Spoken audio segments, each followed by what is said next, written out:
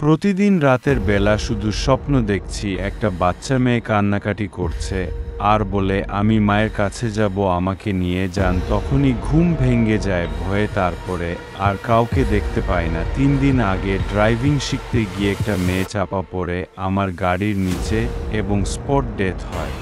এইভাবে আরও কয়েকদিন গেল, প্রতিদিন সেম স্বপ্ন দেখতে থাকি আর ভয়ে আমার শরীর আস্তে আস্তে খারাপ হতে লাগল। ওই দেখে বাড়ির সবাই আমাকে ডাক্তার দেখাতে বলল। বাড়ির কথা শুনে ডাক্তার দেখিয়ে আসলাম। পরের দিন রাতে আমার একটা বন্ধুর মেয়ের জন্মদিনে গেলাম বাইক নিয়ে। খাওয়া দাওয়া করে বন্ধুর সাথে আড্ডা দিতে দিতে দেখি রাত 12টা বাজে। এবার বাড়ি ফেরার পালা। রাস্তায় একটা মানুষও নেই।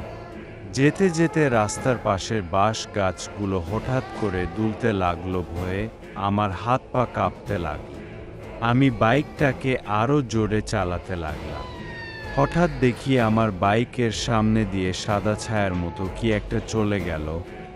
আমি সঙ্গে সঙ্গে বাইক থেকে পড়ে গিয়ে জ্ঞান হারালাম। যখন আমার জ্ঞান ফিরল তখন দেখি বাইকটা আমার বাঁ পায়ের ওপর চাপা পড়ে আছে।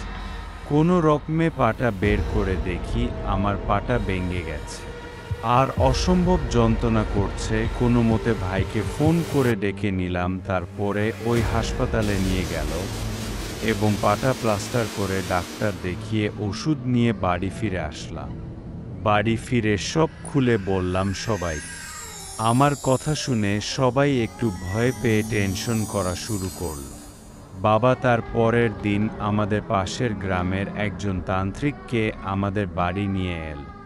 আমি সব খুলে বললাম। সব শুনে সে আমাকে ঝাড়ফুঁক করে একটা কবচ পরিয়ে দিল আমার ডান হাত।